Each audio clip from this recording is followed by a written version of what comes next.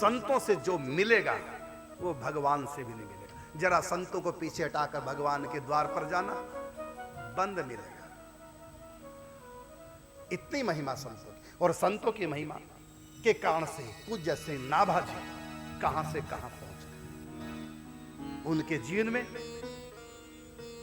संत भक्ति, संत निष्ठा, और इसलिए उन्होंने जब ग्रंथ लिखा श्री भक्तमाल जी, मंगलाचरण में पहले भगवान नहीं, कोई गौरी गणेश नहीं तो पहले गणेश जी को मनाते हैं, सरस्वती को मनाते हैं, लेकिन नहीं मनाया। कहता मेरा सब कुछ संत है, भक्त है। तो कहां से शुरू की ग्रंथ लिखना? भक्त नाम से। भक्त भक्ति भगवंत गुरु चतुर नाम वपु एक। कहते हैं गणेश जी की भक्त की वंदना की आपने सबसे पहले, माने भगवान की बाद में, भक्ति की वंदना बाद में, सबसे पहले किसकी वंदना? भगत की वंदना, भगवान के प्यारों की वंदना, संतों की वंदना। तो भक्त भक्ति भगवंत गुरु चतुर नाम वपु एक। कहते हैं कि गणेश जी की वंदना करनी चाहिए।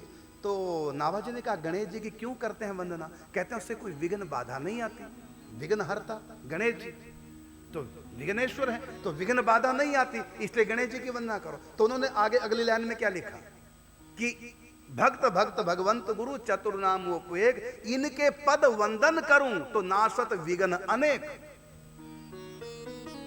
मेरे भक्त संत ही मेरे गणेश जी, जो संतों का हो गया उसके परमार्थ में कभी कोई विघ्न नहीं आ सकता। जो संतों का हो गया, ना कलयुग विघ्न कर पाएगा, ना माया विघ्न कर पाएगी, ना हमारे पूर्व जन्म के पूरे संस्कार विघ्न कर पाएंगे, ना हमारा दुर्भाग्य हमको रोक पाएगा। संत रीझ गए, अब आध्यात्म में कोई विघ्न नहीं आएगा। तो गणेश जी की वंदना करूंगा किस लिए, जब मेरे जिंदगी में कोई विघ्न आएगा ही नहीं। तो गणेश जी आके करेंगे भी क्या? गणेश जी के लिए कोई काम ही नहीं है मेरे पास, मुझको अब कोई विघ्न का डर नहीं है। तो गणेश जी कौन से विघ्न को दूर करेंगे जो मैं गणेश जी को कहूं कि विघ्न दूर करो? क्योंकि विघ्न आ ही नहीं सकता। जो संतों का हो गया, संतों की गोद में जो बैठ गया, कोई विघ्न नहीं आएगा। एक बच्चा मां की गोद में, मां के जाना है सफर में, अब वो ट्रेन तक कैसे पहुंचेगी? पैदल चल के पहुंची, थोड़ी दूरी पे घर था, लेकिन क्या बच्चा पैदल चलेगा? गोद का बच्चा, वो गोद में बैठा है। ट्रेन के लिए मां को टिकट खरीदना पड़ा, क्या बच्चे को खरीदना पड़ेगा? ट्रेन की वेट करने के लिए मां को सीट नहीं मिली, प्लेटफार्म पे नीचे बैठ गई, लेकिन बच्चे को गोद मिली मां की। मां को प्यास लगी, पानी की व्यवस्था नहीं थी, लेकिन बच्चे को प्यास लगी, मां ने आंचल में ढक करके अपना दूध पिलाने लगी। फिर ट्रेन आई, मां चढ़ी ट्रेन में, परिश्रम किया, लेकिन बच्चे को चढ़ना पड़ा। मां की शरणागत था, चढ़ गया अपने आप, मां की गोद में था, मां चढ़ी तो बच्चा भी चढ़ गया। ठंडी गर्म हवाएं खिड़की से मां को लगे तो लगे, लेकिन बच्चे को नहीं लगने देगी, आंचल से ढक देगी।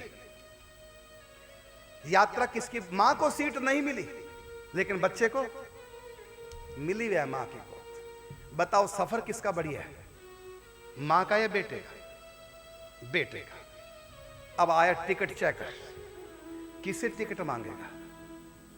बच्चे से। अच्छा, विदाउट टिकट कौन है? और है हिम्मत कोई परेशान कर दे? क्यों? समर्थ मां की गोद ले ले, मां की शरणागत है, कोई विघ्न बाधा नहीं आई। इसी प्रकार संतों की गोद में जो बैठ गया, संतों के शरण जो हो गया, उसको कोई विघ्न बाधा नहीं आएगी। तो गणेश जी की वंदना इसलिए की जाती है कोई विघ्न बाधा ना आए। जब मैं संतों की गोद में बैठ गया, अब कोई विघ्न बाधा आएगी ही नहीं। जब आएगी ही विघ्न बाधा नहीं, तो गणेश जी से क्या कहूंगा मैं? किस लिए बुलाऊं गणेश जी को? भाई किसी को बुलाओ और काम ना दो, बिना बात के बुलाओ, क्यों तंग करूं? इसलिए मुझको गणेश जी की वंदना करने की आवश्यकता नहीं, क्योंकि इनके पद वंदन किए नाशत विघ्न अनेक। ये सारे विघ्नों का नाश ये संत ही कर देंगे। बस संतों का हो जाओ।